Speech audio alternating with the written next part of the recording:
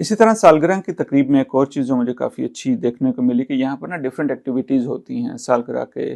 Function में। मतलब बच्चे आते हैं और कहीं एक जगह एक टेबल जो है वो कलरिंग का हुआ हुआ होता है, ड्राइंग का हो रहा होता है, बच्चे कुछ या मैजिशियन को बाज़ दफ़ा बुला लेते हैं तो बच्चे उसके साथ एंगेज कर रहे होते हैं। तो काफ़ी स्पोर्ट्स हैं, मतलब जो छोटी छोटी बच्चों की एज के हिसाब से डिपेंड करता है कितने बच्चे की उम्र है, तो उसी के हिसाब से जो बच्चे आते हैं उनकी उम्र के हिसाब से, मतलब अगर कोई फुटबॉल खेलना चाह रहा है, कोई मिसाल के तौर पर क्रिकेट खेलना चाह रहा है, या अगर जगह बड़ी नहीं है तो जो भी छोटी छोटी एक्टिविटीज़ होती हैं मतलब उसके लिए टेबल सेट किए हुए होते हैं। और वहाँ पे कोई ना कोई एक जो बड़ा होता है वो वहाँ बैठा होता है और वो बच्चों को बता रहा होता है भाई क्या करना चाहिए, अगर ड्राइंग की है तो ड्रॉ क्या करना है, अगर आपने कोई चीज़ काटनी है तो उसको कैसे करना है। तो इस तरह की एक्टिविटीज़ मुझे लगता है कि एक तो बच्चे मसरूफ़ रहते हैं, क्योंकि अक्सर औक़ात मुझे ये लगता है कि हमारी पार्टीज़ में बस वो वालिदैन वो अपने गपशप में लगे होते हैं, बच्चे अपना जो है वो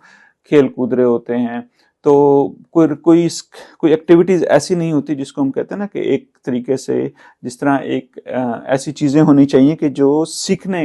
में हेल्प करें। तो इस तरह छोटे छोटे टेबल के जहाँ पे ड्राइंग, कलरिंग, पजल्स, तो इससे ये होता है कि बच्चे एक तो मसरूफ़ भी रहते हैं और आपस में लड़ते झगड़ते भी नहीं हैं, और इस तरह एक जो बर्थडे पार्टी होती है वो भी थोड़ी सी एक मेमोरेबल बन जाती है। अपना बहुत सा ख्याल रखें। अल्लाह हाफ़िज़।